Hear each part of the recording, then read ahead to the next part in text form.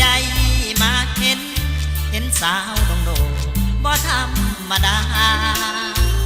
ดินแดนดงโดเป็นบ้านโคขอให้ปลายนาแต่สาวก็งามโสภางามเปรียบเทียบสาวบ้านเกินสาวดงโดนับว่าโซให้หลายบ่ฮู้สร้างบุญปาได้จึงมาพบน้องจนได้ถึงชีวิตน้องจะเป็นสาวนาสาวไห้แต่อายขอหาสมัครใจเป็นเคยพ่อน้องสวยไทยนา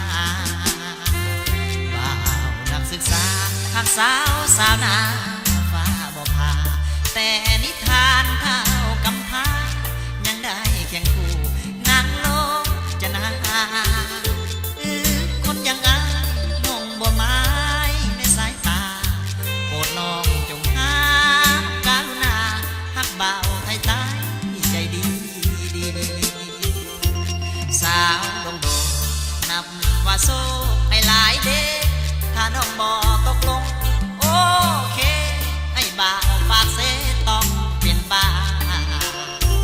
หัวใจของอายขอหมายตายสายคาถ้าน้องบ่หาการุณาอายคงเป็นบ้าป่วยต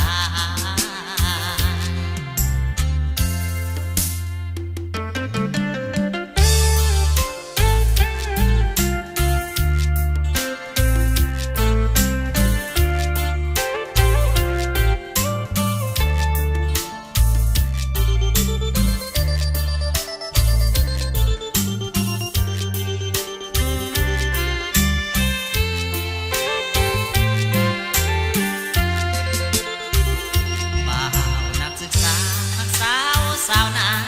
ฟ้าบ่พาแต่นิทานเท่ากำพร้ายังได้เคียงคู่นางโลกจะนาหรือคนยังอายน้องบ่หมายในสายตาโปรดน้องหาการุณาหักบ่าวให้ตาใจดีสาวดงโดนับว่าโซให้หลายเด้ถ้าน้องบ่ตกลงโอเคให้บ่าวฝากเสต้องเป็นบ้าหัวใจของอายขอมาตายสายคาถ้าน้องบ่หาการุณาอายคงเป็นบ้าป่วยตาย